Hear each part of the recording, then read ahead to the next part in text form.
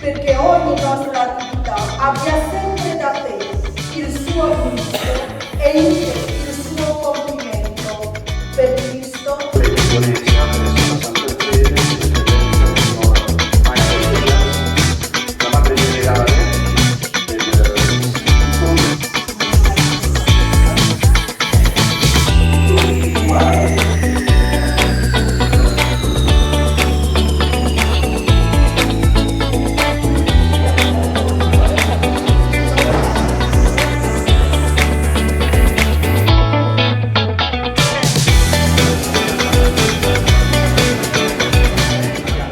Salam kredensial, sahabat kredensial, jumpa lagi kita. Hari ini kita ngobrol-ngobrol yang beringan lah dengan Suster Veronica. Suster Vero ini yang akan pulang ke Indonesia setelah berapa lama di Italia studi. Mari kita ikuti obrolan singkat ini dengan Suster Vero. Kita ingin tahu apa sih yang dipelajari Suster Vero di Italia ini. Jauh-jauh dari Indonesia, Suster Vero ini dari Kongregasi Claris, Missionaris Claris ya. Missionaris Claris ini antara lain di wilayahnya di Jawa Timur, ada di Madiun, ada di Klaten, Surabaya, Jakarta dan Suster Vero, terima kasih telah hadir di ruangan ini. Iya, Suster ke KBRI ini untuk ngurus surat-surat pulang ke Indonesia, ya. Betul. Suster Vero, terima kasih banyak, Suster. Suster Claris, Suster Vero yang sudah berapa lama Suster di sini? Kalau total dengan yang dulu 16 tahun. 16 tahun di Italia. Yang dulu maksudnya gimana, Suster? Dulu pernah periode ketika saya masih sementara masih sangat muda. Oh, iya. Dulu saya berada di sini 6 tahun, lalu tambah lagi 1 tahun, 7 tahun, lalu di sini ini 9 tahun. Yang terakhir 9 tahun? 9 tahun. Tahun-tahun, 9 tahun. Setelah muter-muter kemana-mana? Sudah muter-muter, ya, oke. Setelah di sini studi?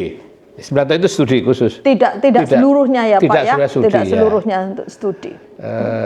Jadi apa, berkarya di sini ada di biara gitu? Dan bekerja di Generalat. Di Generalat, ya. Terus mulai studi kapan, Suster? Sebetulnya studi saya itu ada 2 fase ya. Ketika itu tahun 90 saya masih sangat muda ketika itu. Tahun 90 ya. Tahun 90 ya, dan orang Indonesia yang studi di Italia waktu itu tidak lebih dari 100 orang. Sekarang lebih dari 1000. Oh, jauh. Enggak, ya. yang studi ya ketika itu. Tidak lebih dari 100. Iya, ketika tahun 90 itu. Ya. Jadi pada waktu itu saya tidak langsung studi, saya waktu itu masih profes muda sementara. Jadi saya melanjutkan formasi religius saya di komunitas saya sendiri sembari belajar bahasa. Bahasa Itali. Keuntungan saya secara simultan belajar antara bahasa Spanyol dan bahasa Itali. Oh, bareng-bareng gitu. Bareng-bareng. Jadi seperti saya lahir kedua kalinya katakanlah begitu ya, karena di komunitas saya belajar bahasa Spanyol melalui suster-suster saya yang mayoritas orang Meksiko dan Amerika Latin, sambil juga sembari mempelajari spiritualitas pendiri yang ditulis dalam bahasa Spanyol. Lalu di luar tentunya berhadapan dengan orang Italia. Jadi ketika itu 2 tahun pertama saya bersyukur waktu itu diizinkan untuk kursus juga, baik bahasa Spanyol maupun bahasa Itali. Lalu saya mulai studi setelah melewati tahun kedua, menginjak tahun ketiga saya mulai studi selama 4 tahun. Sekarang studi itu diminta 5 tahun, lisensia dalam Scienze Religiose ya, katakanlah ilmu-ilmu keagamaan ya, begitu ya. Maksudnya Katolisisme. Terus setelah itu saya dikirim ke Amerika Latin, di sana bertemu dengan suster-suster Amerika Latin di mana tarekat saya lahir di Meksiko. Lalu sudah kembali ke Indonesia lama dan saya terpilih menjadi anggota Dewan Umum melanjutkan studi di sini. Lebih dulu mana, Suster? Lancar yang Spanyol atau yang Itali? Kalau lancarnya saya merasa jauh lebih lancar Spanyol. Bahkan saya kalau berbicara dengan Tuhan sendiri saya memakai bahasa Spanyol terus terang. Tuhan tahunya bahasa Spanyol ya? Karena Tuhannya saya kenal lebih mendalam dalam bahasa Spanyol karena sangat kaya dalam hal teologi dan juga spiritualitas. Suster Endah Wulandari kan dari Jawa, kan dari Jawa iya. Bahasa Jawa biasanya lebih nges biasanya. Malah bahasa Jawanya kalau saya berhubungan dengan yang ilahi, dengan Tuhan sendiri, saya tidak pernah Karena bahasa Jawa saya sangat kasar. Saya orang Surabaya. Bahasa Jawanya suster kasar. dari Surabaya ya? Lahir di Surabaya, besar di Surabaya. Oh, jadi ini ya. Jadi kurang hormat rasanya kalau saya harus memakai kromo hanya bisa dengan Pak D, Simbah yang sudah nggak ada semua ya. Tetapi kalau dengan Tuhan kok rasanya saya kok enggak kurang patut, kurang patut memakai. Sebagai orang Surabaya nggak bisa gosok kromo ya. Kromonya kurang Tapi kan sekarang suster kan bahasa ya, cuman ada kegiatan, ada tugas di biara, ya kan, di Jeneralat itu. Bagi waktunya gimana? Studi dan tugasnya gimana, suster? Berat sekali memang ya, terutama kalau kita belajar tentang hukum. Karena dalam hukum kanonik kita itu dituntut juga paling tidak itu bisa mengerti teks bahasa Latin. Sorry, Suster. Ya. Apa yang dimaksud sebelum lanjut? Apa yang dimaksud hukum kanonik itu, Suster? Hukum kanonik begini, gereja itu kita sebagai orang Katolik mengakui bahwa gereja itu yang mendirikan adalah Kristus. Tetapi gereja Katolik itu memiliki kekhususan sendiri. Meskipun itu ada realitasnya didirikan oleh Kristus, tetapi kita juga memiliki suatu realita lain yaitu sosietas. Jadi masyarakat, kalau Indonesia kayak masyarakat ya, begitu ya. Karena di mana orang berkumpul itu tidak mungkin tidak ada hukum yang mengatur relasi antar pribadi. Itu yang seringkali kurang dipahami oleh orang Katolik sendiri, bahwa di dalam gereja pun ada hukum yang mengatur dia sebagai orang Katolik. Begitu. Dengan legislator yang utama, yang supreme legislator itu adalah Paus sendiri. Ini yang jarang sekali dipahami, maaf, oleh orang Katolik, juga termasuk di dalamnya oleh kita yang religius ini kadang-kala cukuplah dengan yang dikatakan pendiri dengan kitab suci. Hukum itu nggak perlu. Hukum itu mati kalau apa namanya yang religius itu menghidupkan itu. No, tidak seperti itu sebetulnya. Jadi apa? Ini pelajari apa jadinya? Sulitnya tadi katakan. Sulitnya begini, karena namanya hukum. Kita kanonik kalau tidak belajar teologi lebih dulu tidak akan boleh untuk studi itu. Karena dimensi hukumnya, hukum gereja itu tidak hanya dimensi manusiawi, tetapi juga dimensi spiritual, rohani. Maka kuasa hukum gereja itu merangkul dua dimensi ini, baik yang eksternal maupun internal. Maka dikatakan untuk keselamatan jiwa-jiwa, kalau diterjemahkan dalam bahasa Indonesia di hukum yang terakhir itu untuk menggarisbawahi bahwa hukumnya gereja itu juga okupasinya itu di ranah internal, batin, spiritual, dan juga di ranah eksternal yang lahiriah. Gitu ya. Kalau gampangannya, Suster, gampangannya kalau apa artinya kalau suster belajar dari hukum kanonik? Jadi apa manfaatnya? Manfaatnya untuk mengatur bagaimana kita ini bisa pertama unitas, persatuan dengan gereja. Karena ada hukum kanonik ini, maka untuk Katolik dimanapun itu kita memiliki ikatan batin yang kuat. Akibatnya ya. Lalu kita juga memiliki pedoman hidup yang sama. Karena kalau tidak begitu, tidak mungkin bisa institusi Katolik ini sebagai institusi yang paling lama yang eksis di dunia ini. Contohnya apa, Saudara? Contohnya misalnya bagaimana mengatur perkawinan kanonik, perkawinan kanonik. Itu diatur di situ. Diatur di situ. Bagaimana orang dibaptis itu aturannya gimana? Terus orang menjadi imam itu aturannya bagaimana? Untuk menjadi imam paroki itu aturannya bagaimana? Ada. Jadi uskup bagaimana jadi tugasnya apa? Jadi imam paroki itu beda. Iya, ada aturannya. Ada aturannya sendiri-sendiri. Lalu untuk jadi religius, yang sah itu yang bagaimana? Yang sah. Karena ada juga orang yang mengatakan, doa aku ini sudah bergaul. Nanti dulu kalau gereja tidak mengakui kamu itu bukan biarawati. Kompleks sekali. Jadi yang kita pelajari itu hampir di segala dimensi kehidupan di dalam gereja Katolik. Jadi soal perkawinan itu diatur, maka harus ada kursus perkawinan sebagainya. Lalu anulasi. Anulasi kan nggak ada istilah perceraian kan, makanya anulasi di syaratnya apa kan? Atau gitu, perpisahan dalam perkawinan itu bagaimana yang dipahami, bukan seperti sipil. Tapi misalnya ada umat yang melanggar hukum gereja. Imam melanggar hukum gereja, suster melanggar hukum gereja, bagaimana? Ada hukum penal.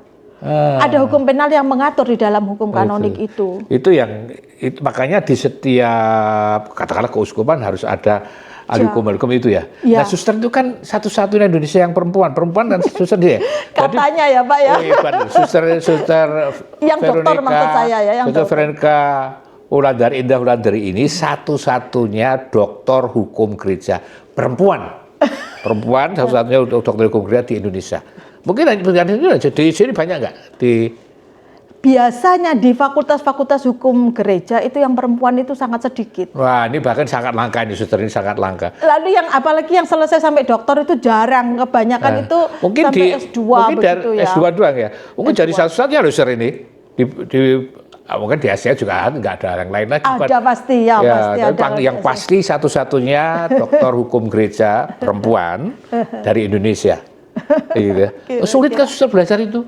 Amat sulit ya itu Pak. Suster ya. memilih sendiri atau dipilihkan? Ketika itu ya tentu saya di perutusannya dipilihkan oleh jenderal, katanya waktu itu jenderal gampang belajar hukum itu gampang karena dia tidak tahu sulitnya. Setelah itu saya memulai, waduh setengah mati tidur itu tiap hari Pak selama 3 tahun jam 1.30 pagi. Karena selain PR, karena kita juga belajar praktek, kita juga diajar untuk itu tadi untuk menjadi familiar dengan teks aslinya dalam bahasa Latin. Itu bahasa Latin? Teks yang original ya bahasa Latin. Jadi kuliahnya bahasa Italia, bahasa Italia? Bahasa Italia, cuman kita misalnya teksnya dalam bahasa Italia, kalau kita membuat hermeneutik atau interpretasi, biasanya kita harus kembali ke teks yang asli yaitu dalam bahasa Latin. Jadi suster paham juga bahasa Latin artinya? Ya paham, tapi karena bahasa mati ya Pak ya. Jadi untuk berbicara begitu sulit, tetapi kalau kita melihat teks dan maksudnya ini apa untuk memverifikasi, karena kita sebagai orang hukum kita tidak boleh mengandaikan, berandai-andai tanpa satu dasar yang kuat. Jadi kita harus seperti itu juga teks-teks yang tahun 1917, karena sebelum Kodeks 1983 itu berlaku Kodeks 1917. Kebanyakan literatur pun dalam bahasa Latin. Jadi kita mau tidak mau, apalagi yang doktoral, kita harus menekuni itu, dan saya memang suka sekali dengan ilmu hukum ini. Jadi untungnya meskipun banyak kurban, tapi saya dengan sukacita melakukan. Loh, waktu ditugaskan itu dikasih tahu nggak untuk apa gitu? Kamu belajar ini untuk apa gitu? Ya, ketika itu karena saya menjadi anggota Dewan Umum di tarekat saya selama 6 tahun, hanya 6 tahun, sehingga tarekat memiliki keinginan agar kalau kita menjalankan pemerintahan tarekat ini ada susternya sendiri yang bisa mengatasi keraguan. Ada persoalan, keraguan. Itu menciptakan keraguan itu penting sekali, Pak. Menciptakan keraguan untuk mencari kebenaran. Karena kadang-kala kita itu merasakan ini pasti begini kok. Tapi belum tentu seperti itu. Jadi harus menciptakan keraguan, seperti saya dialog saya. Loh, di kanon ini nggak bilang itu. No, kalau kita kanonis, kita bekerjanya itu dengan istilah-istilah yang mungkin orang awam itu tidak mengerti. Kalau kami mengerti dengan ini, itu artinya seperti ini. Jadi itu memang menginterpretasikan hukum itu punya seninya sendiri, punya disiplinnya sendiri, begitu ya. Iya. Begitu. Saya sulit bayangkan, Sir. Ya, hebat ya. Jadi selama 4 tahun itu ya belajar itu. 7 tahun. 7 tahun ya. 7 tahun kan harus lisensiat dulu, S2 dulu, lisensiat, S2 baru ke doktorat. Doktorat paling cepat 3 tahun. Paling cepat 3 tahun. Suster selesai dalam 4 tahun. 4 tahun. Ya lumayan cepat. Sambil juga bekerja, Pak. Makanya nanti saya ingin tahu dari saya ini gimana cara ngatur waktunya kan, sambil bekerja. Sementara persoalan yang belajar bukan soal yang ringan ya. Harus paham betul teks-teks itu tadi, asal dan sebagainya. Terus gimana tadi suster ceritain setiap hari hampir tidurnya setengah dua, jam 2, terus gimana? Pagi-pagi bangun jam berapa? Bangun saya itu jam 5 kurang seperempat sudah itu bangun. 3 jam ya? Selama 3 tahun itu 3-4 jam saya tidurnya. Karena saya sebagai religius, saya juga harus mengikuti aktivitas komunitas. Pagi berdoa. Saya sebagai anggota dari tarekat itu. Dan memang yang tugas utama saya adalah sebagai pendoa. Ya kan, karena religius harus mendoa. Kalau enggak kan saya hanya kanonis saja. Lalu juga saya ikut ambil bagian dalam aktivitas di komunitas, nyapu, ngepel, masak. Saya juga ikut. Itu nyapu, ngepel, masak. Itu menghayati juga kemiskinan dan kesederhanaan sebagai religius. Itu penting sekali. Saya kanonis, saya pun sama seperti anggota tarekat yang lain. Itu kan artinya kan masih sekolah, masih tugas ini Ya. ya. Ya harus Ya, kita selama kombinasikan, 4 tahun. harus pintar-pintar bagi waktu sampai saya juga merelakan Apa yang- tidak pergi kemana-mana kalau ada apa? waktu belajar. Oh, apa yang paling sulit, Suster, ketika belajar kanon itu hukum gereja? Yang paling sulit menurut saya kalau ilmunya sendiri sih, kalau kita punya kemauan dan Tuhan memberi kemampuan itu kita bisa atasi. Yang paling sulit adalah kadangkala itu mungkin jadi lahir dari diri saya sendiri. Misalnya kurang dipahami, merasa ya, saya bukan mengatakan kurang dipahami, merasa kurang dipahami oleh tarekat, oleh komunitas misalnya. Oh saya kok kerjanya cepat-cepat lalu menghindar dan menghilang, misalnya seperti itu. Karena kesulitan dan tanggung jawab, lebih daripada kesulitan tanggung jawab seorang kanonis itu, yang bisa mengerti adalah kanonis itu sendiri.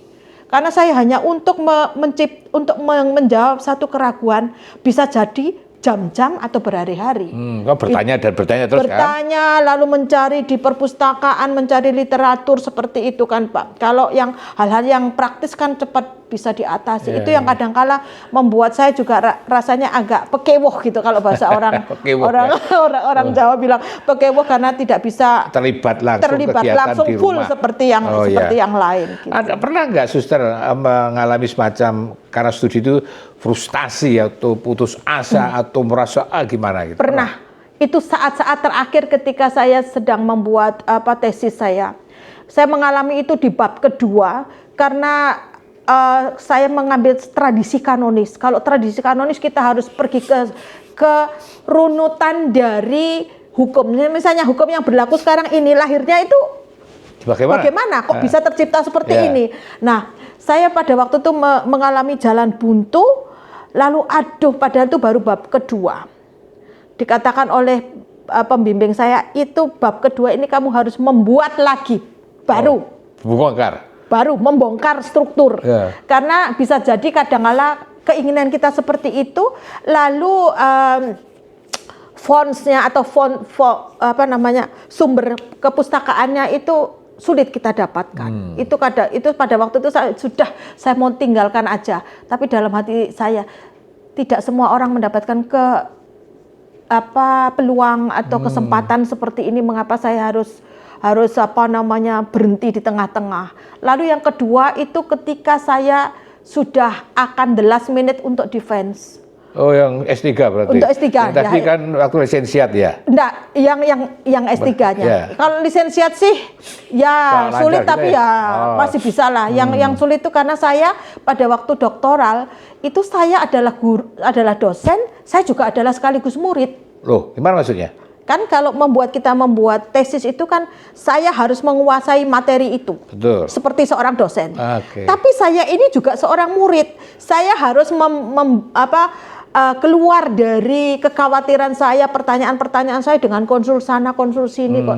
Kadang-kala juga dosen tidak gampang ditemui dan lain sebagainya. Tapi saya cukup puas dengan studi saya di situ. Juga puji Tuhan mendapatkan apresiasi yang luar biasa dari universitas. Karya saya akan dipublikasikan oleh universitas seluruhnya. Oh, seluruhnya. Jadi seluruhnya, jarang sekali mendapat kesempatan. Apa sih? Apa nama? Titelnya, judulnya. Apa sih? Lupa saya. Tentang tradisi kanonis dari Kanon 694. Apa itu? Nah, Kanon 69 yang baru itu berbicara bagaimana hukum itu mengatur ketika ada seorang religius, baik klerikal maupun tidak klerikal, yang meninggalkan tarekat tanpa jejak. Jadi ibaratnya menghilang. Oh, hilang. Menghilang, bagaimana untuk prosesnya itu? Bagaimana untuk diputuskan untuk sudah tidak menjadi religius secara yuridis, itu prosesnya bagaimana? Kenapa Suster ngambil itu? Saya mengambil ini Pak karena itu merupakan katakanlah lakuna legis. Lakuna legis itu adalah kekosongan hukum yang mengatur kejadian ini. Bukannya dikatakan bahwa itu banyak sekali terjadi, tetapi dengan bukan kasus yang utama terjadi ya Pak ya. Tetapi selama kejadian ini, atau kami menyebutnya sebagai fatis specie atau jenis dari fakta yang terjadi, itu kalau tidak ada hukumnya, maka juga tidak bisa dijawab secara hukum, sehingga kalau religius itu menghilang, apakah dia statusnya masih religius atau tidak, kami tidak bisa memutuskan selama tidak ada instrumen yuridisnya. Maka dengan instrumen yuridis yang baru ini, kita tahu tahap-tahapnya bagaimana untuk juga membuat deklarasi bahwa orang ini sudah bukan religius. Karena kalau tidak, dia berbuat sembarangan di luar. Ada difamasi, ada pelecehan nama baik juga termasuk tarekat karena dia religius. Karena belum terputus hubungannya itu. Hubungan atau status religius, bukan hubungan. Status religius itu belum terputus. Jadi sekarang sudah tahu itu sekarang. Sudah tahu sampai detail ya? Detailnya. Oh ini begini, itu sudah tidak ya kan? Begitu, ini masih bisa dimaafkan dan terkutip, masih bisa ditarik lagi, masih bisa. Itu kita melihat kasus-kasus karena ada banyak tipe dari perpisahan dengan tarekat itu banyak tipe. Itu antara lain nanti yang akan dihadapi suster ya kalau pulang ke Indonesia kayak gitu tuh. Ya, kalau ada yang merasa itu perlu untuk berkonsultasi. Saya sebagai kanonis kan hanya sebagai yang membantu saja ya. Tapi saya mengharapkan tarekat-tarekat religius ini supaya lebih memiliki suatu simpati pertama terhadap hukum. Mengapa Pak? Untuk menghindari tindakan kesewenang-wenangan dari pemimpin tarekat. Iya, wenang-wenang pemimpin itu ya selalu ada dimanapun ya. Iya. Termasuk di tarekat juga ada ya. Biar orang lain yang menjawab. Suster, ini kan mau pulang Indonesia, ya setelah Mbak pulang gelar doktor kanon hukum gereja, ya Suster, sudah ada bayangan kerja di mana Suster di Indonesia? Yang pertama adalah kepulangan saya ke Indonesia ini karena Keuskupan Surabaya membutuhkan saya, katanya. Katakanlah begitu. Jadi karena Suster ada di wilayah kerjanya Surabaya, jadi Jawa Timur, maka jadi keuskupan. Iya, jadi saya nanti di sana di keuskupan yang membantu keuskupan yang memerlukan profesi saya ya. Di samping itu juga akan ikut untuk formasio para imam ya di sana. Formasio dalam imam, tapi selalu dalam ranah profesi saya. Juga. Begitu di IMAFI Surabaya. Tidak ngajar gitu. Iya, mengajar di sana. Jadi pulang kampung ini. Pulang kampung katakanlah. Suster kan lahir di Surabaya kan? Lahir di Surabaya, baptis di paroki di samping biara saya di Surabaya. Jadi saya ibaratnya ini balik kandang ya Pak ya. Begitu. Wah, pulang Surabaya lagi dan kerjaannya sudah jelas ada di sana. Ya, keuskupan membutuhkan saya siap saja. Bagi saya merupakan suatu kebahagiaan tersendiri, boleh mengabdikan hidup saya untuk gereja partikular. Ya, itu keuskupan ya. Surabaya.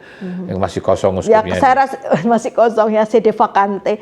Ya, saya berpikir saya tidak tahu ya nanti kalau saya dibutuhkan di tribunal, karena itu pun saya sudah memiliki lisensi ya Pak ya. Karena kita tidak cukup bahwa itu seorang kanonis butuh lisensi gitu. Cukup kanonis karena saya bahkan sudah lebih karena saya sudah S3. Di samping itu kan saya juga selalu ikut kursus-kursus Rota Romana tentang perkawinan. Saya rasa kalau ada figur perempuan berbeda jadi ibu-ibu bisa berbicara dengan bahasa feminin perempuan mungkin ya saya kira begitu. Jadi apa kesannya apa Suster belajar di sini, belajar kanonik setelah selama berapa belas tahun di Italia? Kesan saya di sini saya menjadi semakin universal yang pertama. Semakin universal. Hati saya tidak hanya untuk sepenggal daerah geografis saja enggak, tetapi hati saya mencintai seluruh dunia. Itu yang keuntungan kami belajar di Italia ini, di Roma khususnya ya tentunya. Dan saya merasa di sini itu memang dipupuk, memang saya senang membaca ya Pak. Sejak kecil ketika saya masuk biara, yang saya sedihkan di samping meninggalkan keluarga adalah meninggalkan buku-buku saya. Saya dulu oleh orang tua saya kalau memberi hadiah saya, itu diajak ke toko buku zaman dulu di Surabaya, Sariagung. Bagi saya lebih Sariagung. Lebih senang membeli buku daripada membeli boneka. Dan di sini saya juga dididik teman-teman itu kalau namanya perpustakaan itu penuh dengan orang. karena ingin belajar dan belajar dan belajar. Itu yang saya harapkan nanti di Indonesia kalau kita. Iya, terima kasih banyak suster. Wah, sudah ngomong banyak sekali. Banyak ini suster yang langka ini, suster Veronica Indah Wulandari dari Surabaya, yang satu-satunya kanonisa ahli hukum gereja dari Indonesia, yang perempuan ya. Yang laki ada banyak, yang perempuan ini ada baru suster Veronica saja ya. Semoga akan pulang Indonesia dan berkarya di Indonesia, di Jawa Timur, di Keuskupan Agung Surabaya. Keuskupan Surabaya ya, dan akan mengajar pasti dengan muridnya, akan banyak hal yang akan bisa dilakukan suster ini dan sangat dibutuhkan kehadirannya dan keahliannya. Sahabat kredensial, ini bincang kami dengan Suster Veronica Indah Wulandari, Clarisian, misionaris Clarisian ya, yang misionaris sudah berapa tahun jadi suster? Saya jadi suster tahun ini saya untuk kaul aja 35 tahun. Dari 38 tahun saya sudah meninggalkan rumah. 38 tahun, 40 kurang 2 tahun. Setelah selesai dari SMA Saint Louis Surabaya, saya langsung masuk biara. SMA Saint Louis Surabaya sekali. Di samping katedral itu ya? Iya. Terus dari suster nganglang buana puter-puter. Dan sekarang kembali ke Indonesia. Terima kasih atas perhatiannya, sahabat kredensial. Salam kredensial.